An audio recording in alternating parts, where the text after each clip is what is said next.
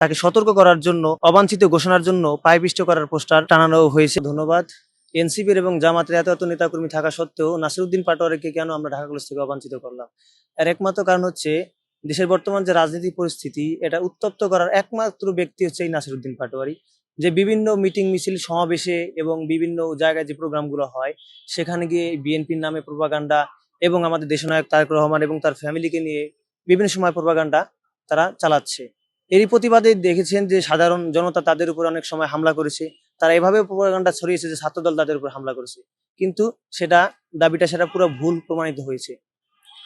তার নাসিরউদ্দিন পাটোয়ারি শুনছি কিছুদিন আগে শুনছি আমরা যে ঢাকা কলেজে একটি প্রোগ্রাম করবে, সেখানে তিনি প্রধান অতিথি হিসেবে উপস্থিত থাকবেন।